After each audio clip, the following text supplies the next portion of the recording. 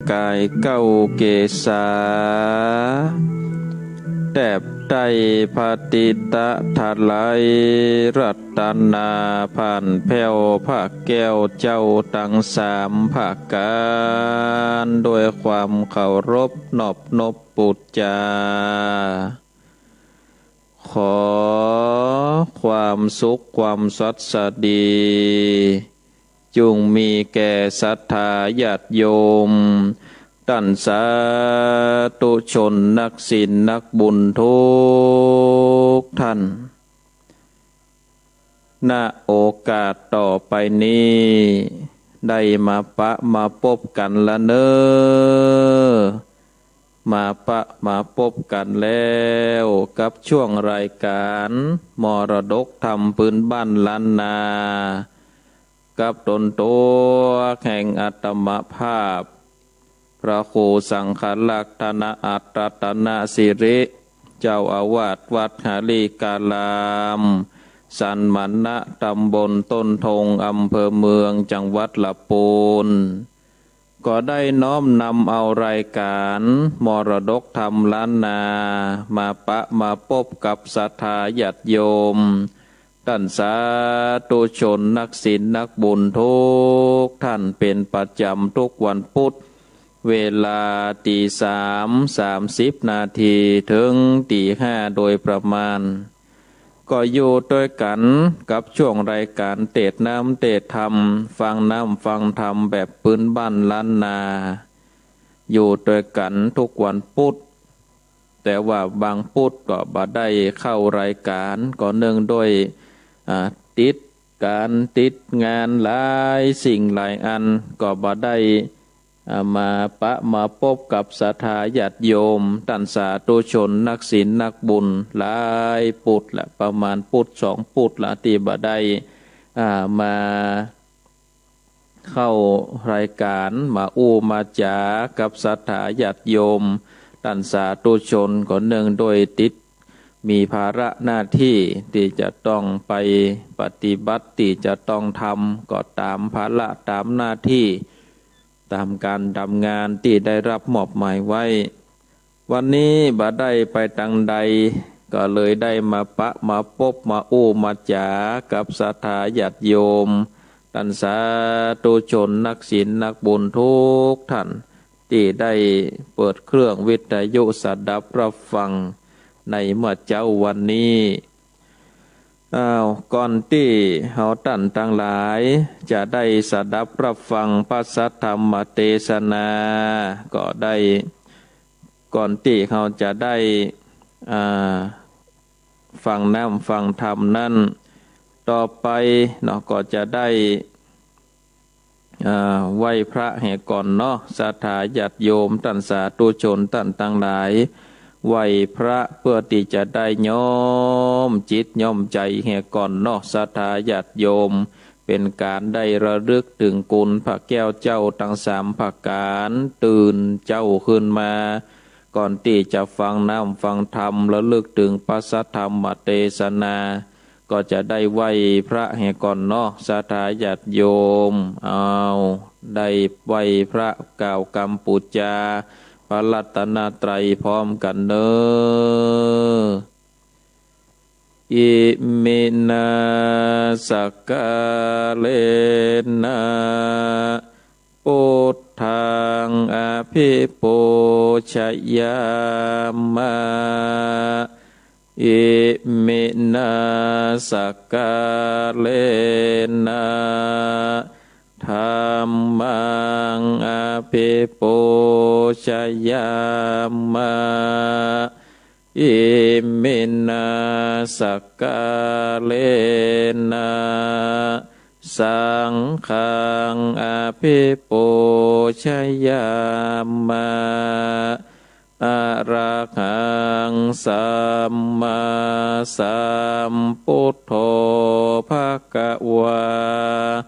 พุทธังภวันตังอภิวาเทมิกราบระลึกถึงคุณพระพุทธ สวากขาโตภะคะวะตาธัมโมธัมมังนัมมัสสามิกราบระลึกถึงคุณพระธรรมสุปฏิปันโนภะคะวะโตสาวกสังโฆสังฆังนะมามิกราบระลึกถึงคุณพระสงฆ์นะโมตัสสะภะคะวะโตอะระหะโตสัมมาสัมพุทธัสสะนะโมตัสสะภะคะวะโตอะระหะโตสัมมาสัมพุทธัสสะนะโมตัสสะภะคะวะโตอะระหะโตสัมมาสัมพุทธัสสะกราบหนึ่งกราบสองกราบสามเอาละศรัทธาญาติโยมท่านสาธุชนนักศีลนักบุญทุกท่านเฮาได้ไหว้พระกล่าวกรรมปูจาพระรัตนตรัยเป็นที่เรียบร้อยเป็นการย้อมจิตย้อมใจถึงคุณพระแก้วเจ้าทั้งสามประการอันมีคุณพระพุทธเจ้าคุณพระสัทธรรมเจ้าคุณพระสังฆเจ้าเป็นที่เปิ่งที่จังเป็นที่ระลึกในจิตในใจละเนาะศรัทธาญาติโยมต่อไปเมื่อเฮาได้ย้อมจิตย้อมใจยังเชื่อในคุณพระแก้วเจ้าทั้งสามแล้วก็จะได้สดับรับฟังพระสัทธรรมเทศนาแบบปืนบ้านล้านนาวันนี้ก็จะได้น้อมนำเอาพระสัทธรรมเทศนาแบบปืนเมืองเหนือเรื่องสิงขายนางมาเทศนาฮือกับศรัทธาญาติโยมท่านสาธุชนนักศีลนักบุญทุกท่านได้สดับรับฟังพระสัทธรรมเทศนาแบบปืนบ้านล้านนาเมืองเหนือของเฮาเนื้อเรื่องจะเป็นจะใดก็เจิญจวนศรัทธาญาติโยมท่านสาธุชนนักศีลนักบุญทุกท่านได้ตั้งอกตั้งใจสดับรับฟัง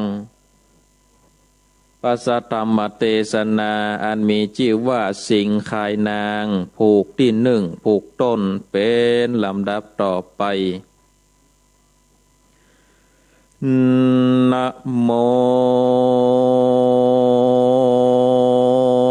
ตัสสะภะคะวะโตอะระหะโตสัมมาสัมพุทธัสสะเอวัมเมโสตังเอกังสัมมัญญังสวัตติยังเอกาอัตเถงโตคากังกิลาสัมมะเยกุเลอะโหเสสัตโว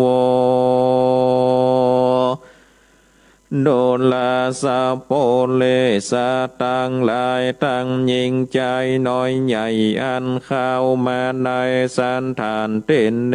จงเอาการตั้งโสตาภาสัตหูดับฟังยังราสธรรมเทศนา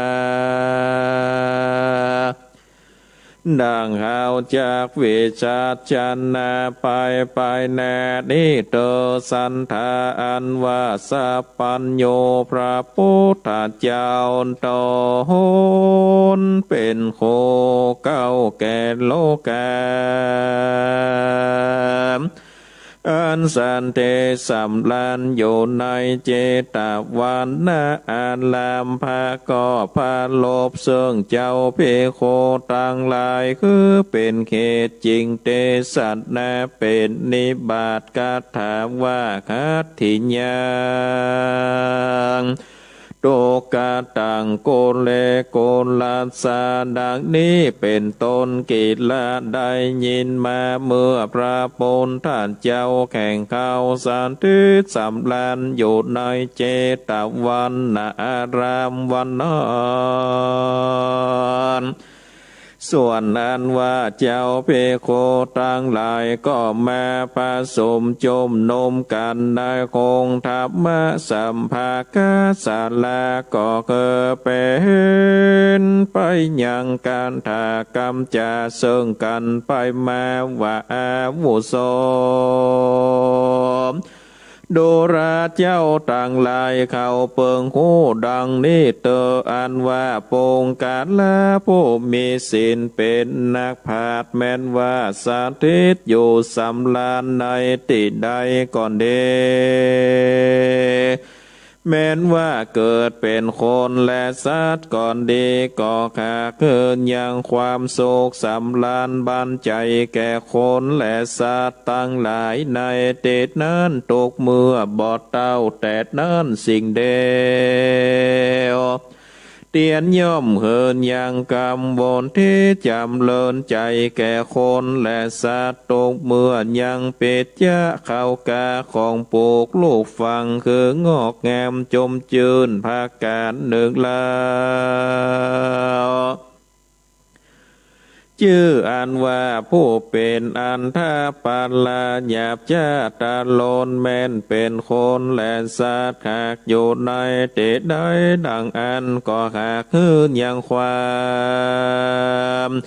เดือดเนื้อคอนใจตกเมื่อแลบอดเต้าแต่นั้นสิ่งเดียวแม้นว่าได้เป็นใหญ่แก่คนและสัตว์ตั้งหลายย่อมป่าคือเจ้าเมืองและสัตว์ต่างหลายตาลงทุกขเวตันนาโยตกเมื่อน้ำฟ้าสายฝนบอนตกลงมาตามลันดูการตั้งสุตวสันตาสัพปัญโยพระโพธิเจ้าได้ยินยังกำจากแห่งเจ้าเพงโกตั้งหลายแล้วก่อนลีลาออกมาจากเจตวันนาอันลามนั่งอยู่เหนืออาสนะอันเจ้าเพโคตั้งหลายแขกปูไว้แล้วเดกอดเจียนจะเสื่องเจ้าเพโคตั้งหลายว่าพิกเว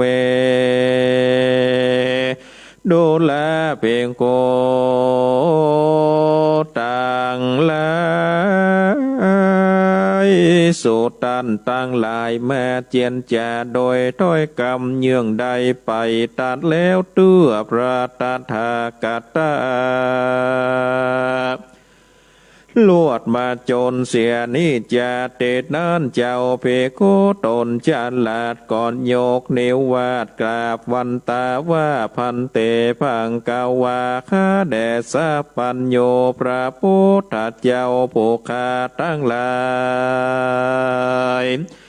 ก็มาเจียนจากกันถึงสะโปเลสะเจ้าตั้งหลายอันเป็นแล้วในกาลละเมื่อก่อนว่าดังนี้แต่แลเมื่อสัมโปเลสะเจ้าตั้งหลายเกิดขึ้นในที่ใดก่อนดีก่อนย่อมนำมายังความบดที่จำเลินใจแก่คนและสัตว์ตั้งหลายตกเมื่อแลบอดเต้าแต่นานปิดยะเข้ากาของปลูกลูกฟาง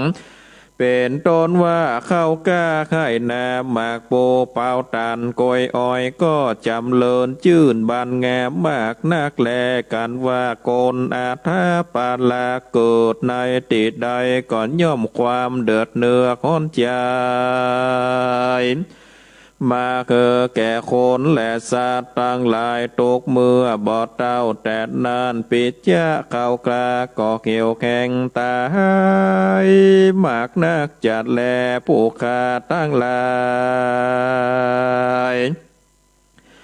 ก็มาเจียนจ่าเสื่องกันไปมาโดยถอยกรรมเยื่องนี่แลเมื่อนั้นพระพุทธเจ้าจริงกล่าวว่าภิกขเวโดราภิกขุต่างหลายขีญาอันอยู่รวมกันคือเป็นสุขและทุกข์นั้นบอดใจมีในกาละบัดนี้สิ่งเดียวบ่มีแน่ภูมิเปปีแน่ว่าในจัตติเมื่อก่อนก็ขากยังมีแล้วได้พระพุทธเจ้ากล่าวเท่านั้นแล้วก็ตะลงตุมพีภาวะอยู่บ่ปากเพื่อคือเป็นกุลุภาวะแก่ธรรมเทศนาแข่งตนนั่นแลอันทะในกาละนานเจ้าภิกขุตนฉลาดโดยโวหารก็นำมาสักการกราบไหว้แด่องค์ท่านท้ายสัพพัญญูโดยคำว่าดังนี้ญาจันเตธรรมเทศนาสัทธาวาโคคาแด่สัพพัญญูพระพุทธเจ้าโตโหนถ้าลงโกนอนัตตาเหลือที่จากะนานานับได้ส่วนปัจจุบันนะภาโกฏแก่ผู้ฆ่าตั้งหลายแล้วแลตาวะอติตธรรมเทศนานั้นหากภาโกฏแก่พระพุทธเจ้าสิ่งเดียวบ่ภาโกฏแก่ผู้ฆ่าตั้งหลายเตื้อแลก็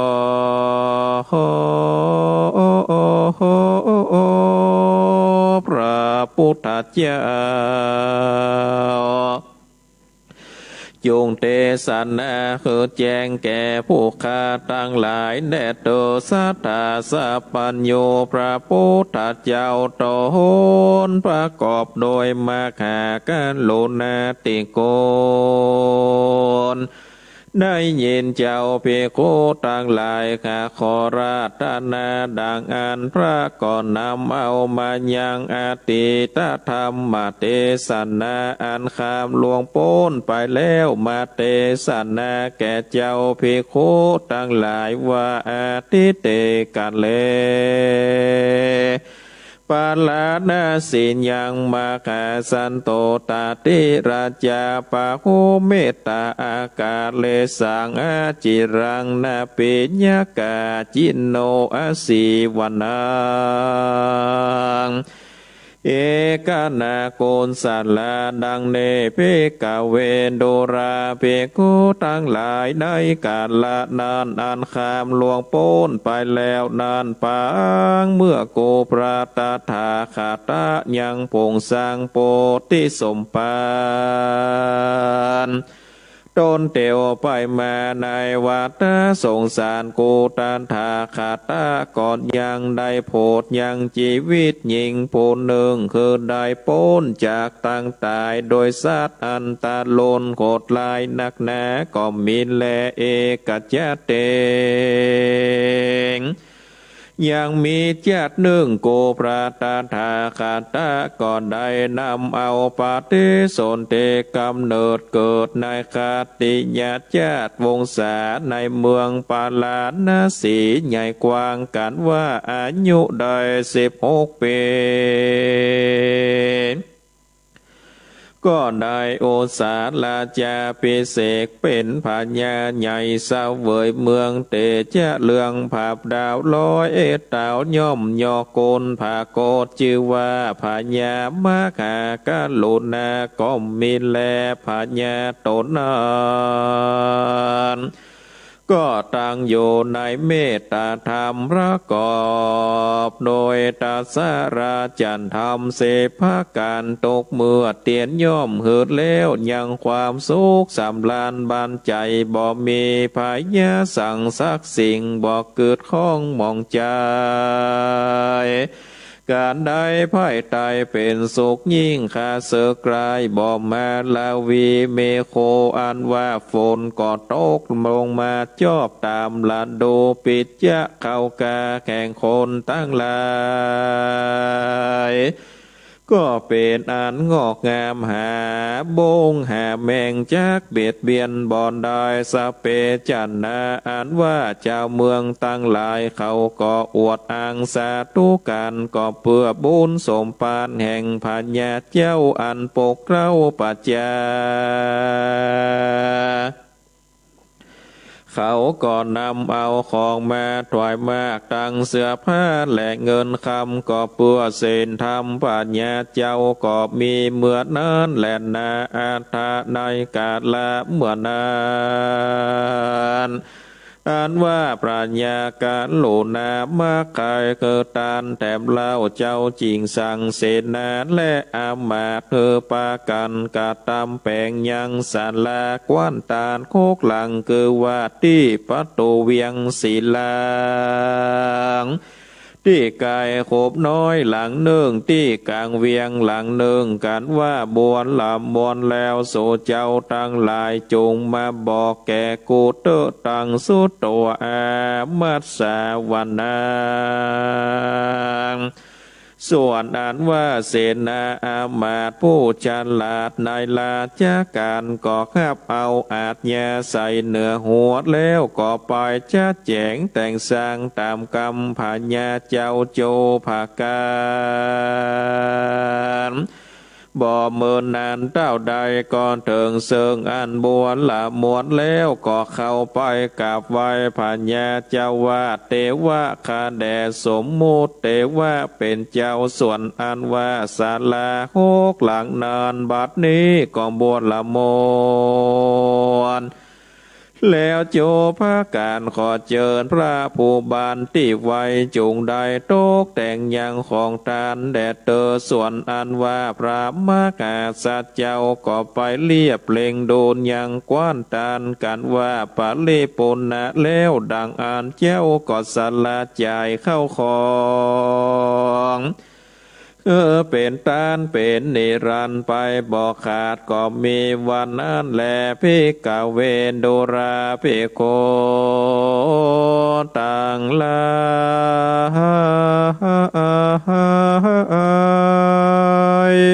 ตนทะลงสินสายอันพระเสริฐในเมื่อเขาเกิดมาเป็นพระญาการลุนาคือกินตานไปบอกขาดบอกประมาทในศีลธรรมมีผมวิการตั้งสี่บอกได้ขาดจากตนบ่เมามัวโดยการป่าโดยการบาปาจานาลาดมีความจมจืนยินดีโดยปาละมีปัญญาเจ้าโปกห่มเกลาปาจาเมโคอันว่าหาฝนก็ตกลงมาตามฤดูกาลบ่ขาดปิดจะเข้ากลาก็งอกเงยเจยบานโจรมันตั้งหลายก็หาบ่ได้ค่าเสือกลายพ่ายนี่ไก่เจ้าเมืองตั้งหลายก็ซักเสริญอวดอ้างยกย่อนยังพระมหาสัจเจ้าหากปกงามคักษาชายาอีวาอุปมาเป็นดังไม้ลังต้นใหญ่มีโฮมใหญ่กว้างสาขาเป็นที่อาศัยแห่งสัตว์ต่างหลายอุปมาฉันได้นั้นเล่าพระมหาสัจเจ้าผู้ประกอบโดยตัสราจันธรรมก็อุปมาเป็นดังอันแลตัตโตปัฏฐาญาตั้งแรกแต่นานกาลละนั้นไปภายในส่วนอันว่าปัญญาเจ้าตนนั้นก็เสวยราชาสัมปติอยู่ในราชภาศาสตร์บอกวิตขาดโดยการกระทำบน เตียนย่อมเหอแล้วยังความสุขแก่เจ้าเมืองตั้งหลายบ่อาจยากานานานับใดตาลาบต่อเต้าเสียงจีลาการอันเหมือนนักก็มีแลตาโตปัฏฐาญาตั้งแรกแต่กาลละนั่นไปแน่บ่อนั้นเต่าใดเอกันเตวัสสังยังมีในวันหนึ่งเจ้าก็มาล่ำเปิงโดยใจโตนว่าดังเนอุขางอันวานโตนกูนี่ก่อนเดโลปะโลกาคนก่อนเดคนอันเกิดมาในโลกนี้ขากบ่มันบ่เตียงเมื่อยังหนุ่มน้อยก็มีผิวพรรณเนื้อโตนอันดีจาราปิอันว่าเท่าแก่มาแล้วก็มีวันหน้าอันมองมัวมีเนื้อตัวนางสาก็มาเขียวแหงมีฝ่ายดำฝ่ายแดงหากเกิดมาตามตัวต่างมวลก็เป็นที่กวนกิเลสผางลายมากนักบอดเต้าแต่นานแม้ว่าเป็นเดมีข้าวของเป็นเจ้าเป็นใหญ่แก่คนต่างหลายพากอบไปโดยญาติสาปานเลวันจันโตลงและอามาตย์มากนักที่ว่าตายไปแล้วดังอันก็เอาไปโดยบ่ได้สักอันจากเป็นของแห่งกูใดก็เต้าแต่ในโลกนี้สิ่งเดียวในเมื่อความตายมาโลดมาถึงแล้วมันก็บ่ไปที่ตามเขาใดชื่ออันว่าคนตั้งหลายในโลกนี้หากมีกามเป็นที่จางที่เพิ่งสิ่งเดียวบอกหอนจากปาดภาคจากตนตัวเขาได้ฉายาอีกว่าเป็นดังเงาขากไปตามตนนั่นแลพระการเดิงอันว่าตนตัวแห่งกูนี้ก็เตียงว่าจากเท่าแก่ตายไปวันหนึ่งบ่ญาจัดแลเต้ากวนกูเศร้าแหวงหากองนักบวชลวดสร้างป้าปัตตากรรมเตอปาลามาโปติสัตโตเจเตสิปัมปัจจากรรมังในเมื่อโปติสัตเจ้าแข่งเฮาข้าเองเธอเฮิงกรรมอันจากบวชดังอันจิงเรียกหายังเสนาอามาตราจามนถีแข่งตนมาแล้วก็กล่าวว่าดุราเสนาอามาตังราจามนตีตังลายเขยอาขางอันว่าตนโกดนี้ก็เต่าค่ำจะลาความตายก็เตี้ยงว่าจากมาถึงกูวันใดบ่ญาจัดแลก็ใครไปบวชสร้างพระหนวดเป็นจีกัดตำยังโตกัดลาตกเมื่อแลดูแลเสนาอามาตย์ตั้งหลายต้านจงเอากันโยคักษายังบ้านเมืองอย่าเกิดได้เดือดเดือคอนใจสั่งซักสิ่งส่วนตัวเขานี้ก็จักไปนอนเอาใบไม้เหลืองต่างศาสตร์ไปสู่อาวาสสร้างป้าปัจจากรรมเป็นละสีอยู่ในดงดำป่าไม้ต้านต่างหลายจงโยสวนสันดินแดนเตอต่างส้นตัวส่วนอันว่าเสนาอามาตย์นั้นมาเฝ้าตาราเต็มสนามก็มีความโกรธทำไมก็ปาการห้องไข้ไปมาโดยกรรมว่าสมโมติเตว่าเป็นเจ้าอ่านเป็นปิ่นเก่าแก่เจ้าโลและเจ้าเมืองเจ้ามีกรรมเคืองใจสังปล่อยจักบวชสร้างผนวดเป็นจีจากละเนสัมปติอันมากจากมากหากเลือนลายละตั้งใจยาเมียมิ่งแก้วและนางนาสนม16,000นางเขาก็ปากันเศร้าโศกโตมันนาดหากเลือนลาย มีใจแกนกลางว่าโปติสัตว์เจ้าจักหนีไปบวชเป็นจีก็มีวันนั้นและนาเนทิตังขิญญาสังวันนานเก่าแก่ยังสิงคายนางผูกตนก็บังกมโสมเลสันเดเอาละศรัทธาญาติโยมท่านสาธุชนนักศีลนักบุญทุกท่านการได้เทศนาธรรมสิงคายนางผูกต้นผูกที่หนึ่งก็ได้จบลงไปเป็นที่เรียบร้อยต่อไปก็จะได้สรุปนะคะใจความสำคัญคือกับศรัทธาญาติโยมท่านสาธุชนนักศีลนักบุญได้สดับขับฟังกันแถมครั้งหนึ่งได้มาสรุปเนื้อหาใจความสำคัญมามาจากับศรัทธาญาติโยมท่านสาธุชนนักศีลนักบุญที่ได้เปิดเครื่องวิทยุสดับรับฟังรายการมรดกธรรมล้านนาเทศนาธรรมแบบปืนบ้านล้านนาในเมื่อเจ้าวันนี้ซึ่งเป็นวันพุธที่16เดือนมิถุนายนพุทธศักราช2564อันว่าทำเรื่องสิงคายนางนี้ศรัทธาญาติโยมท่านสาธุชนทุกท่าน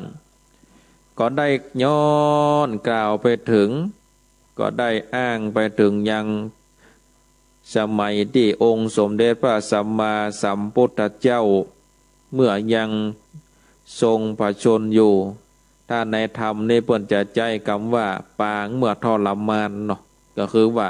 ได้ทรงพระชนม์อยู่ได้มีชีวิตอยู่เจ้าภิกขุต่างหลายก็ได้มาเจียนจากันองค์สมเด็จพระสัมมาสัมพุทธเจ้านี่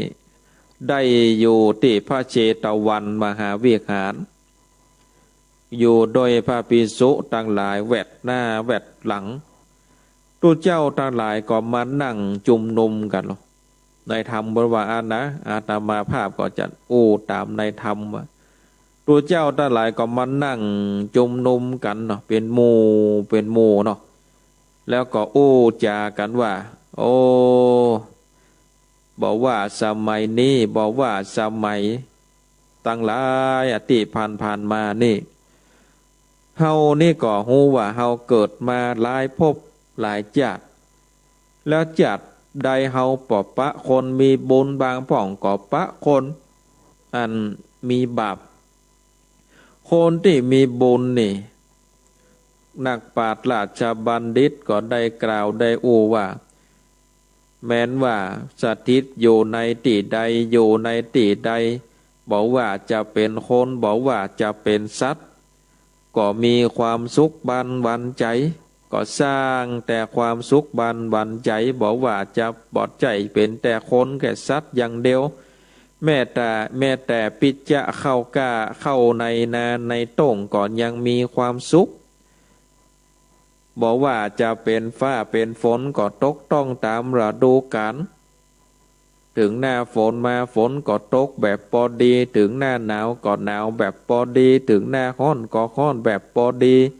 บ่ร้อนหนักเกินไปบ่น้ำท่วมบ่ไฟไหม้บ้านเมืองก็อยู่ดีมีสุขเพราะว่ามีตนบุญคนก็มีศีลมีธรรมอันนี้คือบ้านเมืองที่มีผู้มีบุญมาเกิดมันแตกต่างจากคนที่มีบาปศรัทธาญาติโยมท่านทั้งหลายการว่าบ้านเมืองนั้นมีคนอันธปาลามาปกบ้านป้องเมืองเป็นคนบ่ดีบ่มีศีลมีธรรมมาปกบ้านป้องเมืองบ้านเมืองนั้นก็จะแห้งจะแล้งคนในบ้านในเมืองก็มีความทุกข์อกทุกข์ใจเนาะเกิดเหตุภัยอันตรายต่างๆนานาที่เกิดขึ้นในบ้านในเมืองก็เพราะว่าบ่มีศีลบ่มีธรรมบ่รักษาศีลบ่ฟังธรรมบ่เจริญเมตตาภาวนาอย่างซักอย่างก็เกิดแต่ความเดือดเนื้อร้อนใจตู้เจ้าทั้งหลายก็กันอย่างอันว่า บางพ่องก็มีความสุขบางพ่องก็มีความทุกข์เกิดขึ้นมาโอ้จะเป็นแต่เยื่องใดต่อจะเป็นแต่อันใดเนี่ยอู้จ๋ากันแล้วเนี่ยพุทธเจ้าในองค์สมเด็จพระสัมมาสัมพุทธเจ้าก็อยู่ในขันธกุฏีได้ยินเสียงทูตเจ้าทั้งหลายต่อได้อู้ได้จ่าดังอันแล้วนี่พระองค์ก็เสด็จยัวลิญาตหรือว่าเสด็จเดินออกจากขันธกุฏีมาเพื่อที่จะไปหาทูตเจ้าทั้งหลายที่อู้กันเนาะที่อู้กันพอพระพุทธเจ้าไปถึงแล้วก็นั่งอยู่ที่กวนแห่งตัวเก่าแล้วทูตเจ้าทั้งหลายก็ดักโมแต่ศรัทธาญาติโยมที่อู้กันยันเจ้าตะกี้ก็ดักปิ้งยิงบอยดักปิ้งยิงบอยก็บ่อู้บาดจานั่งพอหน้าแปลงตากันมับเมบองค์สมเด็จพระสัมมาสัมพุทธเจ้าก็เลยตัดถามว่า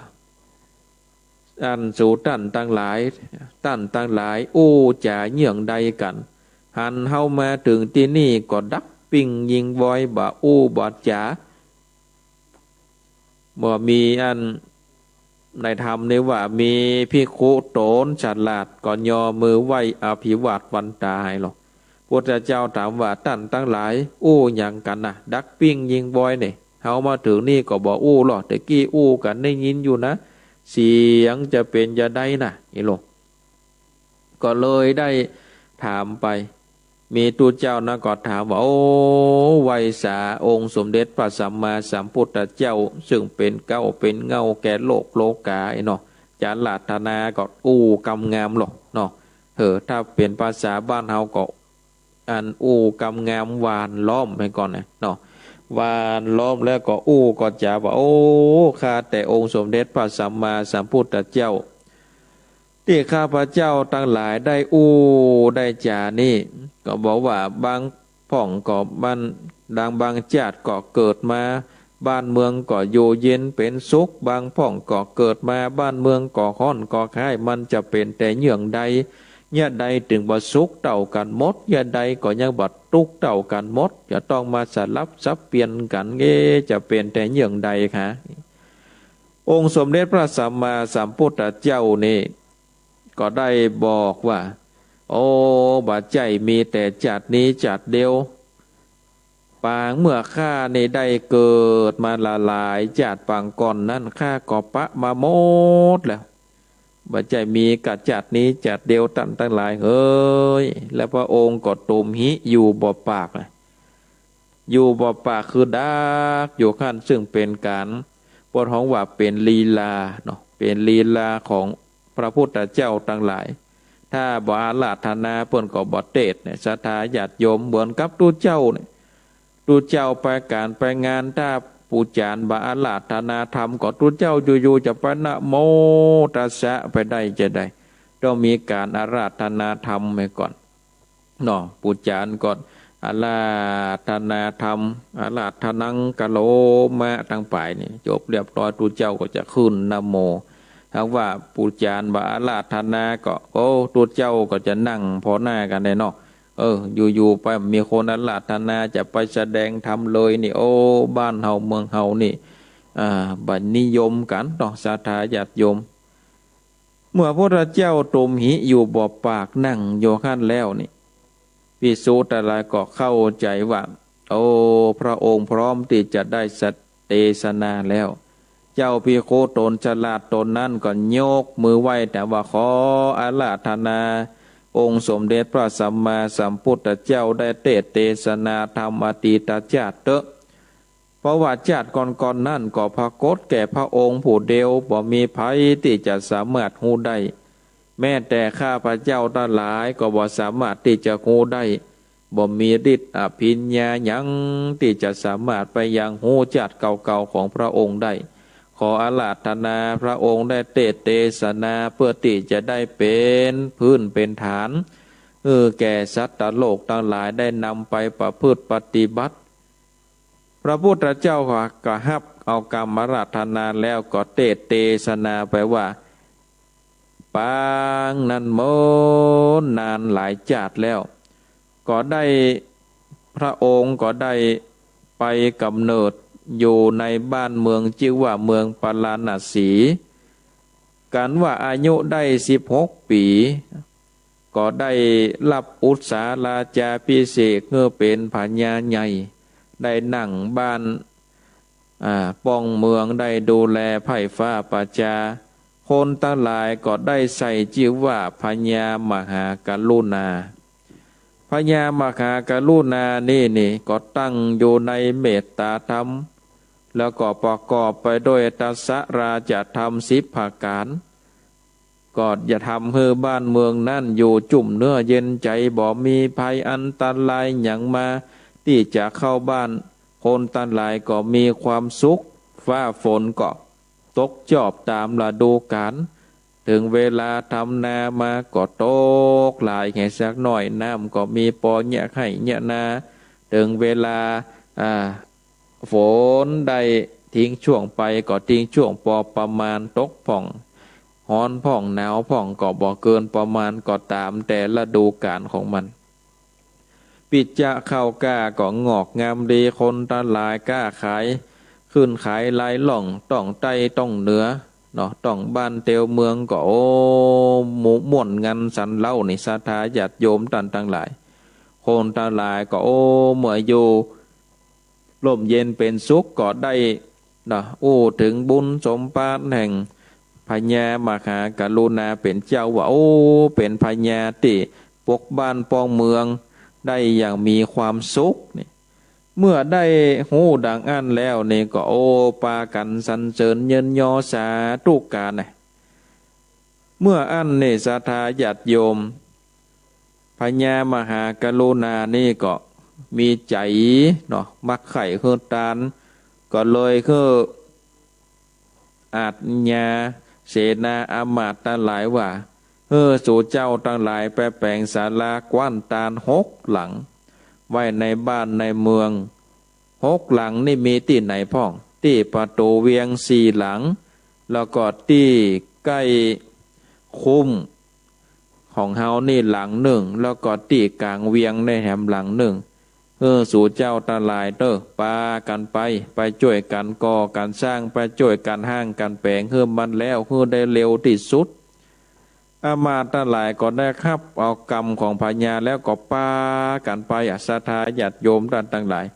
ประโตปากันไปคนใดเป็นศาลาไม้ก็เลยไม้ตัดไม้มาเลยมาจักมาดีดมาแปลงสปะสปันบางที่มันเป็นศาลาปูนก็เอาปูนไปเป็นศาลาไฟก็ติดตั้งหมู่แปลงหลังคาหมู่ไผ่คาก็แปลงไปเนาะหมู่แปลงตองตึงก็แปลงไปแบ่งกันไปคนละหน้าที่อาจญาเจ้าหลกศรัทธาญาติโยม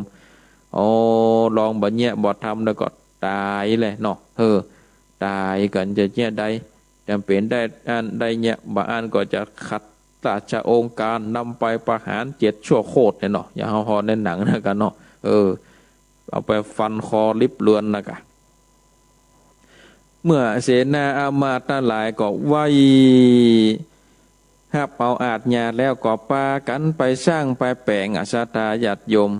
ศาลากว้านตาลตั้ง6 หลังก็ได้เรียบร้อยไปโดยใจเวลาอันบ่เมินเพราะว่ามีพละกำลังนักเสนาอามาตย์ทั้งหลายก็มาสั่งว่ามาอันกราบทูลเนาะกราบทูลว่าข้าแต่สมมุติเตวะป่อพญาเป็นเจ้าบัดนี้ในศาลากว้านตาลตั้ง6 หลังก็ปริปูนนังเสร็จไปเป็นตีเรียบร้อยแล้วขอเจิญป่อพญาไปพอเถอะจะตานตีใดเปิงใจอย่างใดจะแก้ไขอย่างใดก็ขออาราธนาเนาะราธนาเข้าไปพอเถอะเมื่อนั้นก็ป่อพญาก็ออกไปพอที่จะได้สถานที่ตานศรัทธาญาติโยมท่านทั้งหลายวันลุ่งขึ้นมาป่อพญาก็ได้ตานเนาะได้ตานเป็นตีเนาะตอนวันนี้ไปประตูที่1วันพวกไปประตูที่2วันไปที่3ที่4ไปตั้งกลางเวียงพ่องไปตั้งที่ใกล้พระราชวังพ่องศรัทธาญาติโยมก็เปลี่ยนกันไปแล้วก็ได้ หลังจากที่ได้คือตานแล้วนี่พระองค์ก็ได้ได้กล่าวถึงเนาะคนตั้งหลายนี่อยู่ในศีลกินอยู่ในธรรมบ่ดีประมาทจากศีลจากธรรมมันไหวพระมือมันระลึกถึงกุลพระแก้วเจ้าทั้งสามประการนะกุลพระพุทธเจ้ามีแค่16กุลพระสัตธรรมเจ้ามี38กุลพระสังฆเจ้ามี14บางพ่องก็ว่ารวมกันแล้วได้108นี่ก็คือหมักนับในศรัทธาญาติโยมลูกประคำนี่บางพ่องก็ถามยะใดถึงมี108 เม็ดท่านอาจารย์แล้วเปิดนับจะใดก็ปักลูกประคำนี่ก็คือการรวมของถึงกุลของแก้วเจ้าทั้ง3ประการกุลของพระพุทธเจ้า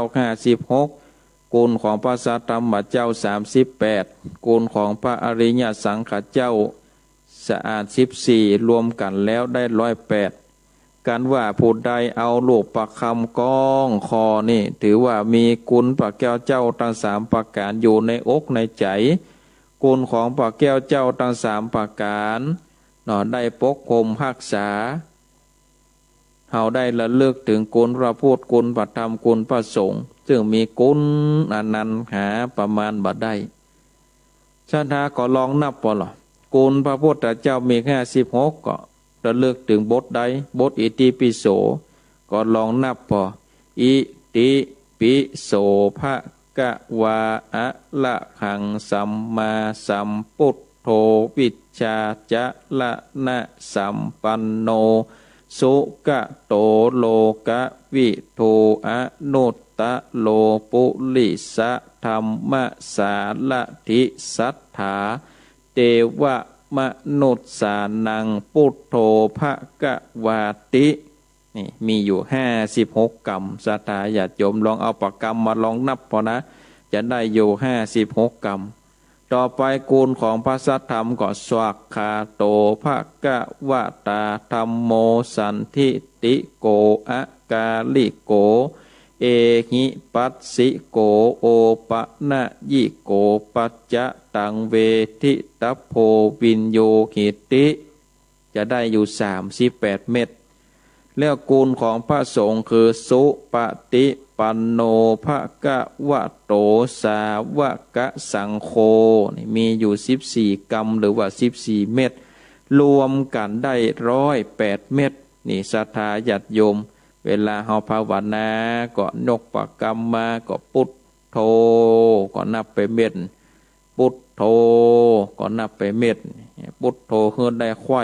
108นี่ศรัทธาญาติโยมนี่การละใจมานับในการภาวนาองค์พญามหากรุณานี่ก็เหมือนกันนะศรัทธาญาติโยมได้สั่งสอนให้คนทั้งหลายได้มีศีลมีธรรมคนทั้งหลายได้อยู่ในศีลในธรรมมีเมตตากรุณามุติตาอุเบกขาก็คือมีพรหมวิหารทั้ง4นะเมื่อพระองค์ได้ปาจาเมืองได้ปฏิบัติก็ด้วยบุญญาบารมีที่ว่าตะกี้น่ะฟ้าฝนก็ตกต้องตามฤดูกาลคนทั้งหลายก็อยู่ดีมีสุขค้าขายก็งอกก็เงยสัตว์โตหมู่มารก็บ่สามารถที่จะกระทำได้ค่าศึกบ่มีเลยศรัทธาญาติโยมท่านทั้งหลายแม้ว่าค่าศึกมาเล็กๆน้อยๆก็ป้ายหนีไปก็เจ้าเมืองทั้งหลายก็ป้ากันสักเสริญศรัทธาญาติโยมพญามหากรุณานี่ก็ได้กระทำบุญอยู่บ่ขาดได้เสวยราชสัมปติได้เสวยบ้านหนังเมืองแล้วก็ได้ฮือตานบ่ขาดศรัทธาญาติโยมจนถึงเวลามาถึงวัยกลางคนมานี่มีวันหนึ่งนี่พญาก็มาล่ำเปิงว่าโอ้คนเฮาทั้งหลายที่เกิดมาบนโลกนี้บอกว่าเขาถึงแม้แต่จะเป็นสัตว์สิ่งหิ่งห้อยก็ตามเกิดขึ้นมาแล้วนี่โอ้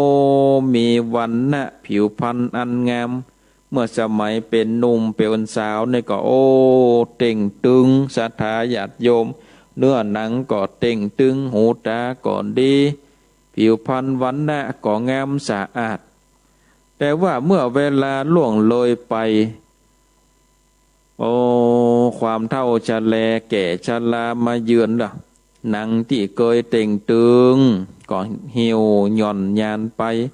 หูตาที่เคยเป่งเคยแจ้งก็มาผ่ามามัว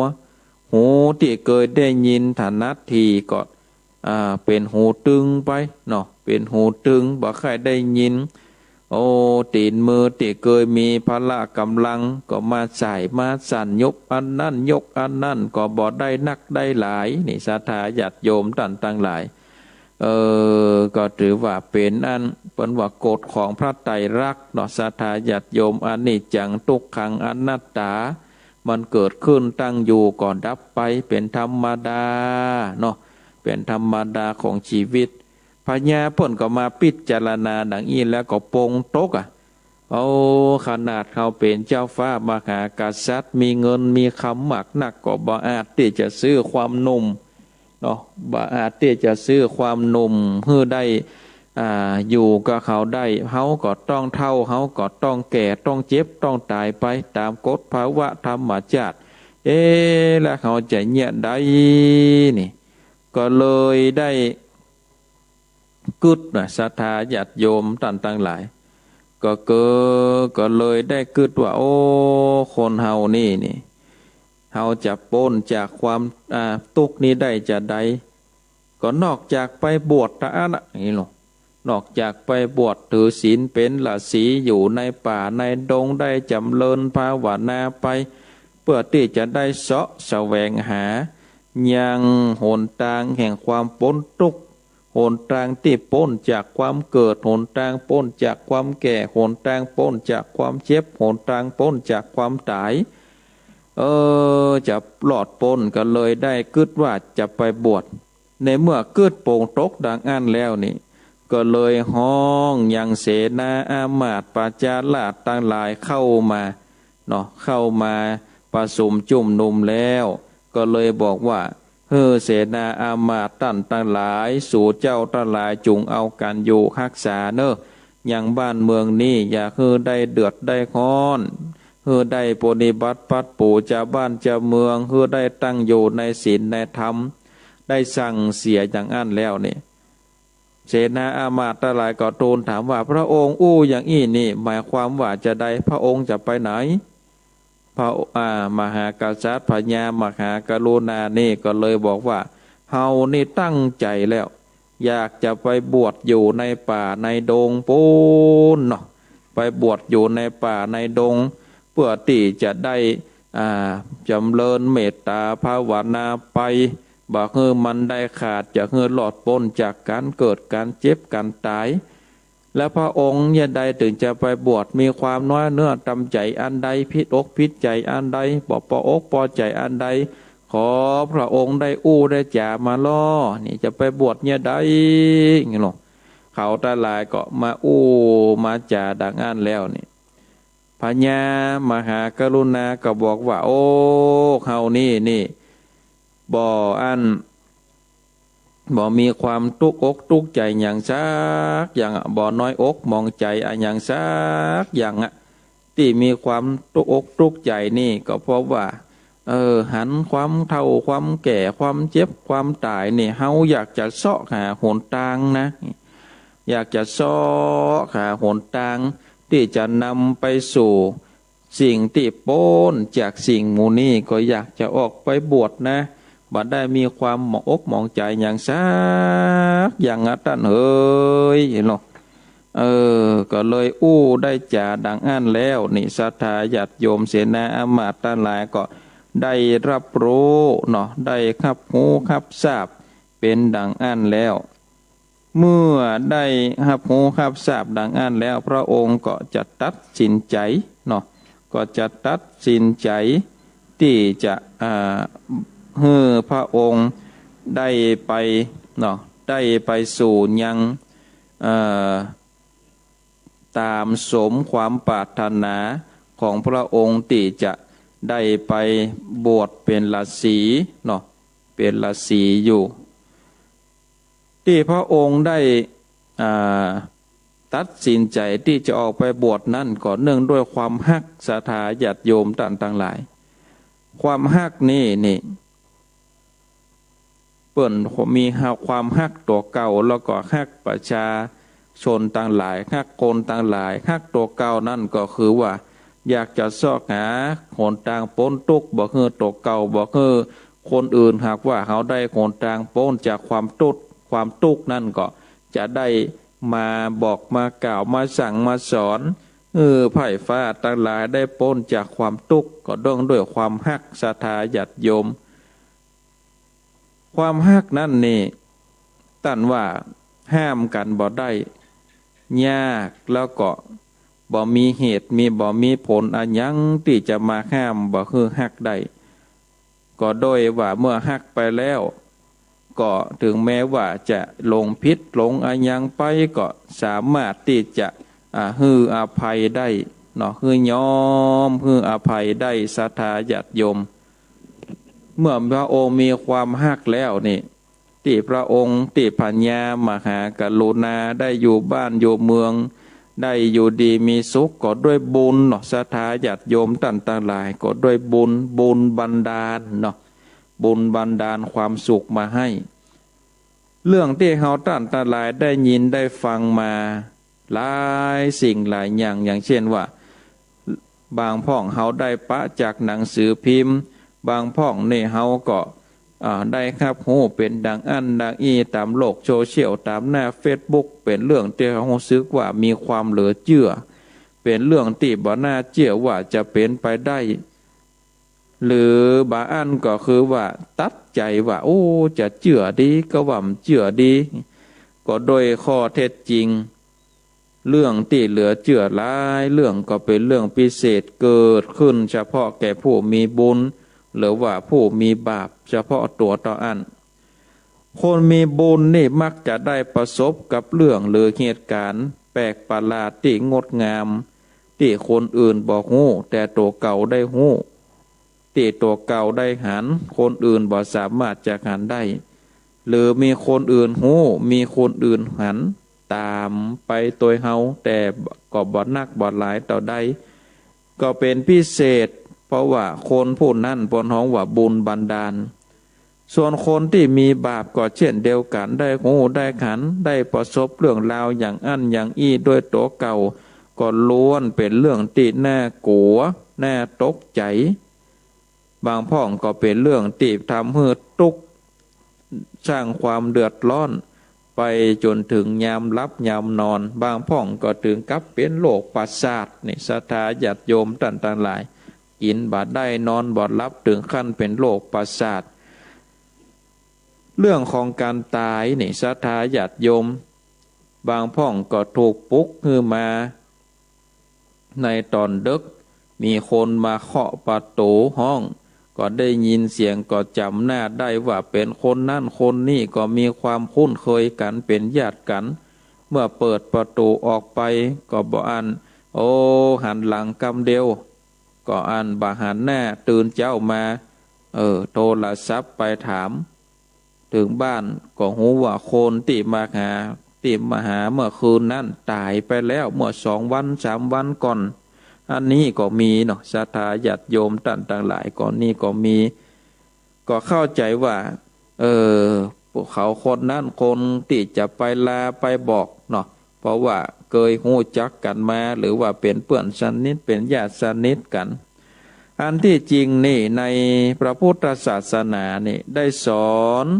ว่าคนใกล้ตายนั้นย่อมหันนิมิตหรือว่าเครื่องหมายหรือสถานที่ตนที่จะต้องไปหลังจากที่สิ้นชีวิตไปแล้วถ้าเป็นคนมีบุญก็จะหันเป็นสวรรค์หันเป็นวิมานลอยฟ้าหันเทวดามาเจือเจิญถ้าเป็นคนบาปก็จะหันมรณะมีความร้อนแรงมีความหนาวความเหน็บคนป่วยหันอย่างใดก็จะอู้มาหรือว่าห้องดิ้นรนไปอันนี้เป็นเรื่องปกติธรรมดาที่สามารถที่จะหู้จักหันได้ในสมัยพุทธกาลก็มีเรื่องอันเหลือเชื่ออย่างยังมีเรื่องอันเหลือเชื่อก็มีดังเช่นว่าในเมืองสาวัตถีก็มีอุบาสกคนหนึ่งมีศรัทธาตั้งอยู่ในธรรมอยู่ประมาณ500 คนแต่ละคนนั่นก็มีบริวารพวกพ้องกัน คนละหนักอุบาสกที่เป็นหัวหน้านั้นมีลูกอยู่14 คนเป็นชาย7 คนเป็นหญิง7 คนก็รวมกันได้14 คนก็ล้วนเป็นอนุชาตบุตรคือเป็นลูกที่ประพฤติปฏิบัติตามมิดาแต่ละคนก็ขวนขวายถวายอาหารต่างๆแก่ภิกษุเนาะแก่ภิกษุตามกาลเวลาคือถวายยาคุพัดก็คือถวายข้าวต้มเหมือนยำเจ้าถวายสลากกพัดถวายปักขิกพัดคืออาหารที่ถวายทุก15 วันถวายสังฆพัดคือถวายอาหารแด่พระสงฆ์ถวายอุโปสถกพัดถวายอาหารในวันพระแล้วก็ถวายอาคันตุกพัดอาหารที่ถวายแก่พระสำรับตุเจ้าเดินทางถวายวัดสาวาสิกวัดถวายอาหารพระที่จำพรรษารวมแล้วในตระกูลนี้มีทั้งหมด16 คนคืออุบาสกอุบาสิกา2 สามีภริยารวมบุตรธิดาแต้ม14ก็เป็น16ต่างเป็นคนที่มีศรัทธามั่นอยู่ในทานรักษาศีลปฏิบัติตามหลักกัลยาณธรรมยินดีในการเสียสละถวายยาคุพัดเป็นต้นตลอดเวลากาลเวลาต่อมาอุบาสกผู้เป็นมิดาอายุนักเข้าก็เกิดโรคชราเดินเหินไปไหนบ่ได้นอนอยู่บนเตียงคราวหนึ่งต้องการที่จะฟังธรรมก็ส่งคนไปนิมนต์พระติวัดเชตวัน8 รูปพ่อง16 รูปพ่องมาเจริญพระพุทธมนต์ที่บ้านพระพุทธเจ้าทรงส่งไป8 รูปพระถึงหมดไปที่บ้านของอุบาสกลูกๆก็ช่วยกันรับรองพระนิมนต์คือนั่งอาสนะที่จัดเตรียมไว้ล้อมกับเตียงที่อุบาสกคนนั้นนอนอยู่เมื่อพระสงฆ์นั่งเรียบร้อยแล้วอุบาสกยกมือไหว้ก็กราบเรียนได้ได้จากับพระเจ้าพระสงฆ์ว่าท่านทั้งหลายขอให้พระคุณเจ้าของกับผมถือว่าหาได้ยากการได้หันพระคุณเจ้าของกับผมก็ถือว่าหาได้ยากกับผมเป็นคนทุรพลไปไหนบ่ได้ขอพระคุณเจ้าช่วยสวดพระสูตรให้กับผมฟังสักพระสูตรเถอะเมื่อพระถามว่าจะฟังสูตรไหนอุบาสกก็กราบทูลว่าขอเป็นสติปัฏฐานสูตรที่พระพุทธเจ้าทุกพระองค์บ่ทรงละเลยพระสงฆ์ก็ได้เริ่มสวดพระสติปัฏฐานสูตรตั้งแต่เอกายโนอายังมโคสัตตานังวิสุทธิญาไปเลยขณะนั้นมีรถจากเทวโลก6 กันซึ่งเป็นรถที่ลากโดยม้าศีลทบถึงกันละพันตัวมีความยาวกันละ150 โยชน์1 โยชนะหรือว่า1 โยชน์มีความยาว16 กิโลนิสถาญาติโยมก็16ไปคูณ150ว่าจะมีความยาวต่อใดประดับประดาด้วยเครื่องอลังการพร้อมทรัพย์ลอยมาอยู่เฉพาะหน้าอุบาสกซึ่งนอนฟังพระสวดมนต์อยู่เทวดาผู้อยู่ประจำรถทุกคันก็ได้เปล่งเสียงว่าเฮาจะนำท่านไปยังเทวโลกของเฮาจะนำท่านไปยังเทวโลกของเฮาขอให้ท่านผู้เจริญจงเกิดในเทวโลกเพื่อเลื่อนลมอยู่บนเทวโลกของพวกเฮาเหมือนอย่างที่คนที่ทำลายภาชนะดินแล้วคือเอาภาชนะทองคำอุบาสกได้ยินดังนั้นก็กล่าวขึ้นว่าขอพวกท่านได้หยุดรอก่อนขอพวกท่านได้หยุดรอก่อนพระสงฆ์ทั้งหลายได้ยินดังนั้นก็สำคัญไปว่าอุบาสกคนนั้นบอกตัวเก่าคือหยุดสวดก็เลยหยุดสวดก่อนนั่งงันนิ่งเมื่อหันว่าคงบ่มีโอกาสได้สวดต่อก็ขอตัวที่ปิกไปวัดฝ่ายบุตรธิดาของอุบาสกต่างก็ให้ว่าเมื่อก่อนพ่อของเฮานี่เป็นผู้อิ่มในการฟังธรรมแต่บัดนี้นิมนต์พระมาที่บ้านนิมนต์ท่านสวดมนต์คือฟังแล้วกับบอกว่าคือรอให้ก่อนเวลาผ่านไปสักกำหนึ่งอุบาสกคนนั้นได้สติคืนมาก็ถามลูกๆว่าให้เนี่ยใดถึงปากันให้ลูกทั้งหลายก็บอกความคิดของตัวเก่าอุบาสกถามต่อว่าแล้วตัวเจ้าไปที่ไหนเหมดลูกทั้งหลายก็ตอบว่าที่ ตัวเก่าตามที่ตัวเก่าเข้าใจว่าป้อบอกให้หยุดสวดอุบาสกคนนั้นป้อก็เลยบอกว่าตัวเก่าบ่ได้บอกให้ตูเจ้าหยุดสวดดังอั้นติอูปะนั้นบอกให้เทวดาพ่อมีรถจากสวรรค์เทวโลกมาลอยอยู่ตั้งหน้าหกกันแล้วพวกเทวดาเขาก็จวนกันขึ้นรถเพื่อที่จะไปยังเทวโลกจึงได้อู้ว่าให้หยุดรอก่อนลูกได้ยินดังอั้นก็ถามอุบาสกว่ารถอยู่ที่ไหนบอกหันมีรถสักกันอุบาสกก็ลูกนำไปเอาพวงมาลัยมาถือไว้แล้วถามว่าเทวโลกชั้นไหนน่าลื่นลมที่สุดลูกก็ตอบว่าเทวโลกชั้นดุสิตซึ่งเป็นที่อยู่ของพระโพธิสัตว์และก็พระพุทธมารดาพุทธบิดาเป็นที่น่าลื่นลมอุบาสกจึงสั่งให้โลกทั้งหลายอธิษฐานว่าขอให้พวงมาลัยนี้จงกองที่รถราชรถที่มาจากสวรรค์ชั้นดุสิตแล้วก็โจ้งพวงมาลัยไปโยนพวงมาลัยขึ้นไปพวงมาลัยก็ไปกองอยู่กับรถที่มาจากสวรรค์ชั้นดุสิตทุกคนที่ขันพวงมาลัยห้อยอยู่กลางอากาศแต่บาขันรถอุบาสกจึงถามว่าขันพวงมาลัยก็ทุกคนก็ตอบว่าหารพร้อมกันแต่บาขันรถอุบาสกก็ตอบว่าพวงมาลัยนั้นกองอยู่ที่รถที่มาจากสวรรค์ชั้นดุสิตป้อก็จะไปสวรรค์ชั้นนี้เจ้าทั้งหลายอย่าได้กึดอย่างเตอะเมื่อปรารถนาจะไปเกิดบนสวรรค์ใกล้ป้อขอคือได้ทำบุญอย่างที่ป้อได้ทำมาคือนักและก็จะสำเร็จปรารถนากล่าวจบแล้วอุบาสกก็เถิงแก่กรรมได้ไปอยู่ติดรถแล้วก็ขึ้นไปอยู่ในสวรรค์ชั้นดุสิต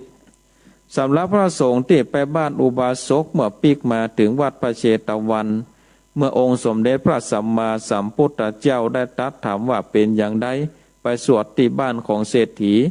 ก็เลยกราบทูลไปว่าสวดแล้วแต่มีอุปสรรคคืออุบาสกบอกคือยังสวดพวกลูกๆของอุบาสกก็ปากันให้พวกตัวเก่าก็บอกฮู้จะเป็นโอกาสจะได้บอกฮู้ว่าจะให้เนี่ยใดก็เลยได้ปิกมาพระพุทธเจ้าก็ตรัสว่าที่อุบาสกนั้นบ่ได้บอกเงยหยุดสวดแต่ได้กับเทวดาซึ่งมาจากสวรรค์เทวโลกปัจนี้อุบาสกได้ถึงแต่กรรมแล้วก็ได้ไปเกิดอยู่บนสวรรค์ชั้นดุสิตตามความปรารถนาพระสงฆ์จึงมดก็คือการอนุโมทนาแล้วก็กราบทูลว่าข้าแด่พระองค์ผู้เจริญ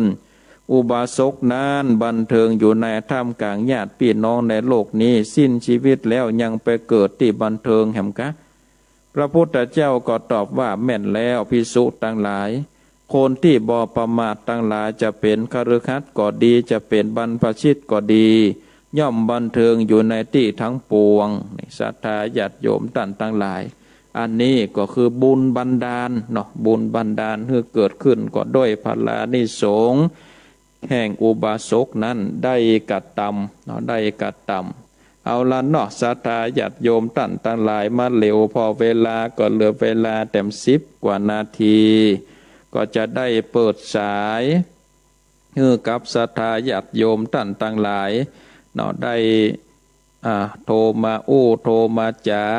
โทรมาแจ้งผลการนับฟังได้เนอะที่เบอร์โทรศัพท์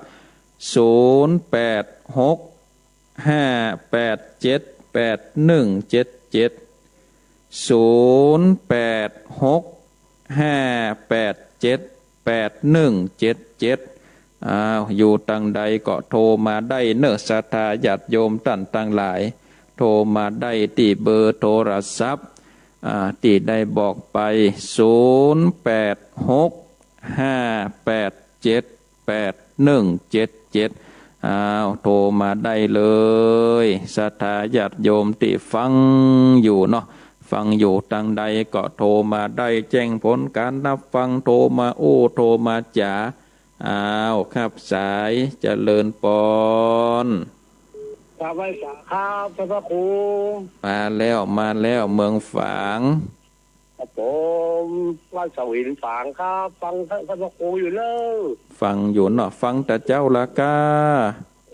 ตื่นว่าตี 2ท่านพระครูรอท่านพระครูละ พูดแล้วก็ไม่ได้ยินอ๋อพูดแล้วบ่ได้เข้าสักกรรมครับผม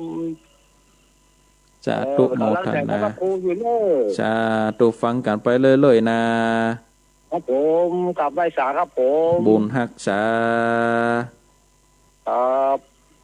อ้าวรับสายต่อไปเจริญปอนไหว้สาครับน้องเบลน้องเบลอ่าฟังตั้งแต่อันตู้ลุงทองมาแล้วครับของผม104ครับเอา104เอาตู้ลุงทองออกยำเจ้าตะตีสองครึ่งมาแล้วครับแล้วก็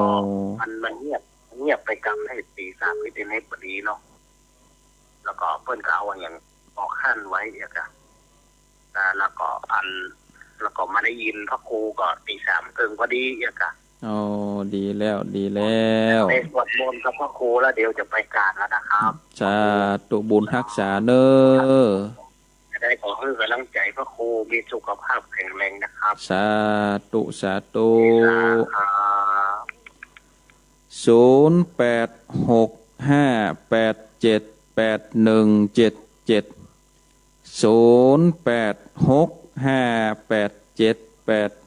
0865878177เจริญปอนขอให้สาธรรมครูมาแล้วป่อบุญมีครับครูฟังข้ามีเจ้าเลือกฟัง98นั่นแหละคุณหลวงพ่อชัดเจนดีนะสาธุ98ชัดเจนดีครับเป็นกำลังใจน้ำเลยสาธุบุญรักษาอ้าวครับสายต่อไปเจริญปอนเจ้ากลับไหว้สาเจ้าท่านพระครูแม่สุกแก้วบ้านศิลาพรสิเตี้ยมันโฮงละปุนเด้อพูดแล้วบ่ได้ฟังสักกรรมท่านพระครูบ่มาจัดแล้วบ่มาเทศน์ธรรมสักกรรมเจ้านั่นน่ะมีการน้อยพูดแล้วนะเจ้าฟังอยู่เด้อกำลังผูกแรกอยู่เนาะกำลังผูกแรกเจ้าติดตามตลอดทุกวันพุธเจ้าเด้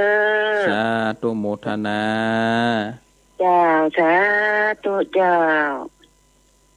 อ้าว0865878177อยู่ตั้งใดโทรมาแจ้งผลการนับฟังโทรมาโทรมาจ่าชัดเจนก็เตดทำเป็นจะได้เตดเร็วไปกาโวยไปกากะว่าเตดย่าไปโยมไปไข้รับก็สามารถแสดงความคิดเห็นได้เนาะศรัทธาญาติโยมอ้าวมีก็เข้ามาเนอะมีก็เข้ามา0865878177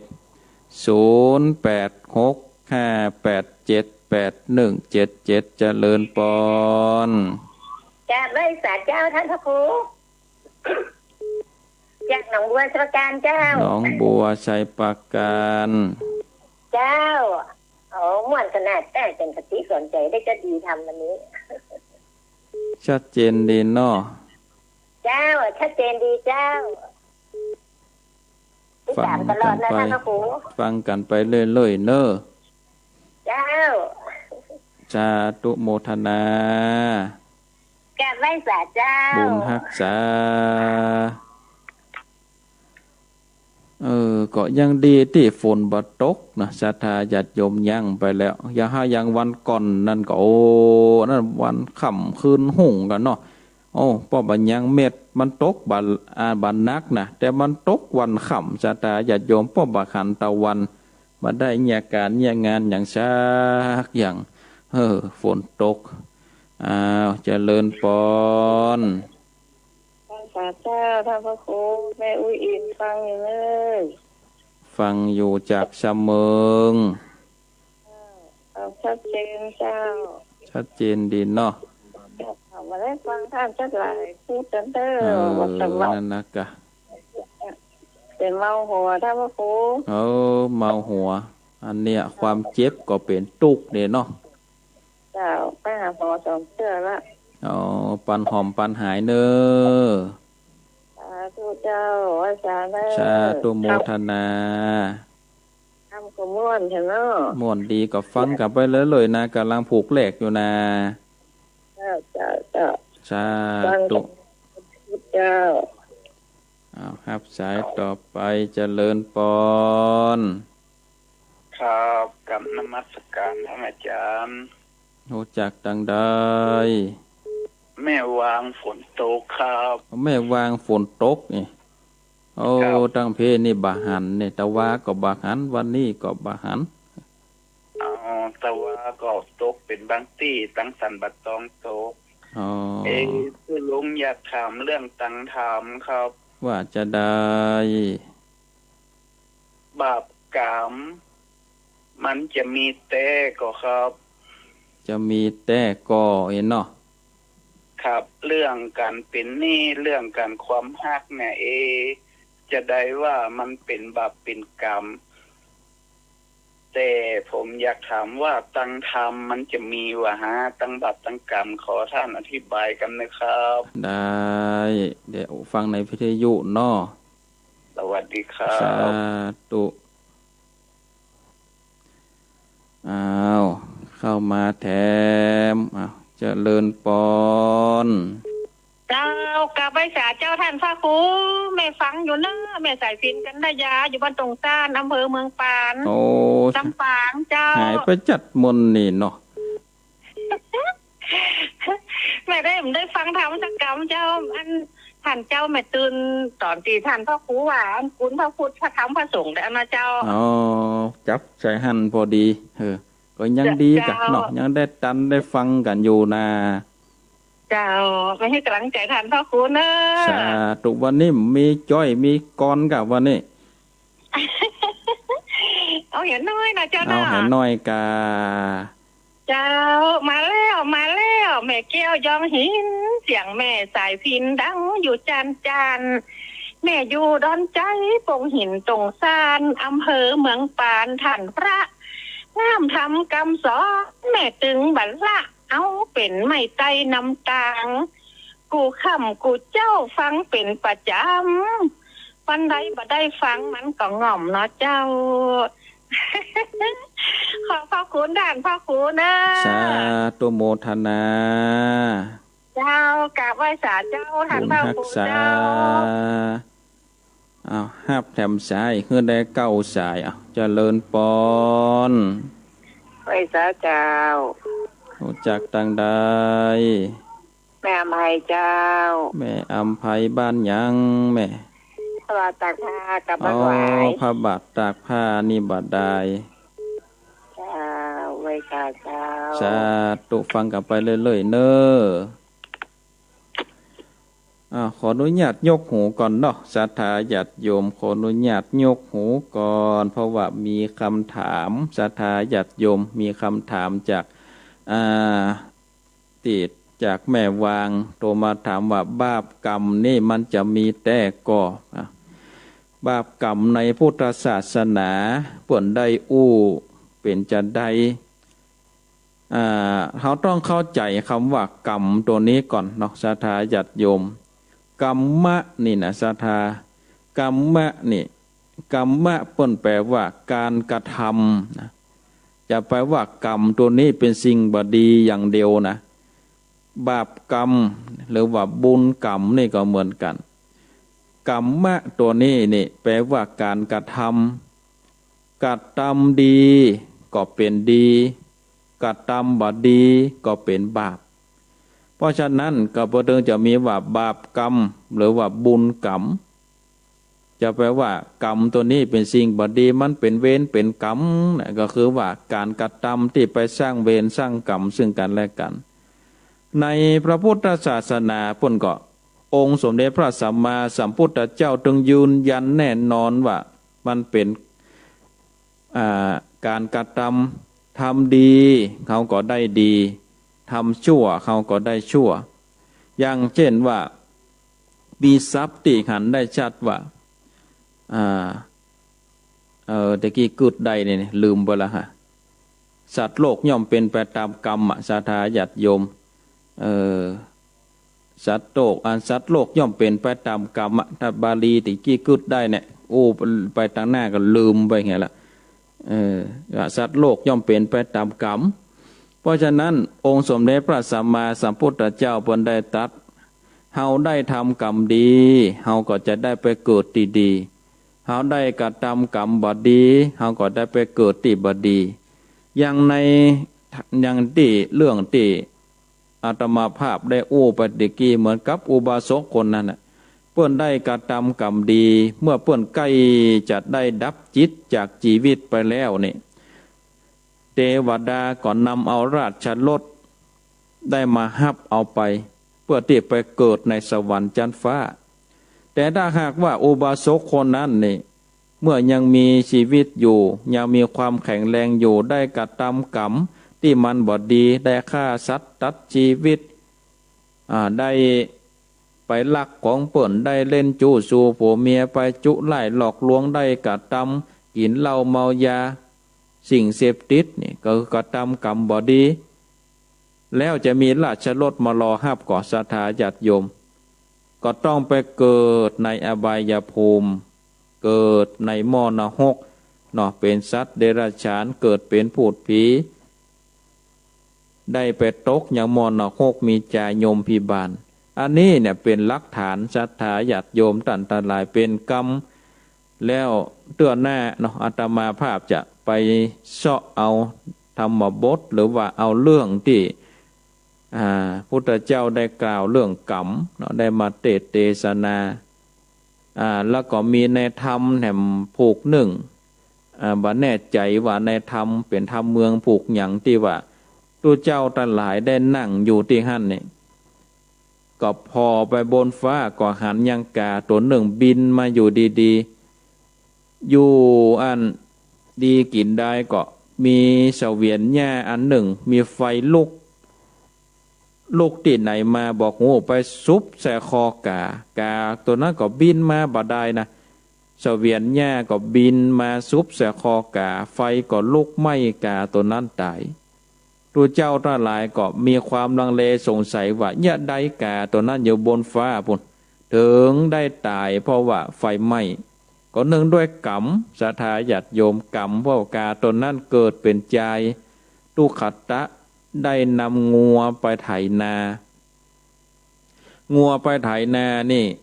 ก็สั่งงัวไปจนปออิดปอขวายงัวก็อิดแล้วอยากกินหญ้าอยากกินน้ำสั่งซ้ายไปขวาสั่งขวาไปซ้ายไข่เตียวก็เตียวไข่ยุดก็ยุดใจคนนั้นโคตรศรัทธาญาติโยมก็เอาฟางที่อยู่เอาฟางเอาหญ้าที่อยู่ต่ำคันนาตามในโต่งในนาน่ะเอามาปั่นงัวแล้วก็จิไฟเนาะงัวนั้นก็ได้ไฟไหม้คอก็ใกล้จะตายก็ล่นไปก็ไปสิ้นชีวิตก็เนื่องด้วยบุพกรรมนะศรัทธาญาติโยมทำให้ไปเกิดเป็นกาไปตกมรณกหลายจาดแล้วเศษกรรมก็มาเกิดเป็นกาแล้วก็ไปโดนใจเสวียนหญ้าลูกตาในมาบอกหูมาซุบใส่คอแล้วก็ตายอันนี้ก็ถือว่าเป็นเรื่องเล่าเป็นธรรมบทที่เพิ่นได้ครูบาอาจารย์ต่อก่อนเพิ่นได้กล่าวถึงเรื่องกรรมศรัทธาญาติโยมส่วนกรรมอย่างอื่นนั่นกรรมดีก็มีกรรมให้ก็มีอย่างอุบาสกตะกี้ก็เป็นกรรมดีเป็นกรรมดีสร้างกรรมดีก็ไปเกิดสวรรค์ชั้นฟ้าเฮาสร้างกรรมบดีเมื่อเฮาดับจิตตายไปก็ไปตกมรณกไปตกในอบายภูมิทั้งสี่อันนี้ก็คร่าวๆเนาะศรัทธาญาติโยมพอออกที่ได้ถามมาเนาะตอบตามที่กึดได้นะแต่เตือนหน้าก็จะนำเรื่องเล่าอย่างต่างๆนานามามาจ่าให้ได้มีความกระจ่างนักกว่านี้ก็ขอบคุณอนุโมทนากับศรัทธาญาติโยมขอบคุณอนุโมทนากับเจ้าหน้าที่เจ้าพนักงานทุกคืนทุกสถานีที่ได้รับคืนในเมื่อเจ้าวันนี้อาตมาภาพก็ได้ดำเนินรายการมาถึงปางสุดปางซอยก็จะขอนำเอารายการได้ลาจากศรัทธาญาติโยมท่านสาธุชนนักศีลนักบุญทุกท่านไว้เพียงเท่าอี้ก่อนวันพุธหน้าหากว่าบ่ติดกิจบ่ติดธุระต่างใดก็จะได้มาปะมาพบ กับศรัทธาญาติโยมท่านสาธุชนนักศีลนักบุญทุกท่านกันแถมจะได้นำเอาพระสัทธรรมเทศนาสิ่งคายนางผูกต้นสองมาเทศนาในพุทธหน้าวันนี้ขอความสุขความสัตย์สดีจงมีแก่ศรัทธาญาติโยมท่านสาธุชนนักศีลนักบุญทุกท่านเหมือนกันทุกท่านทุกคนอายุวันโนสุขังพลัง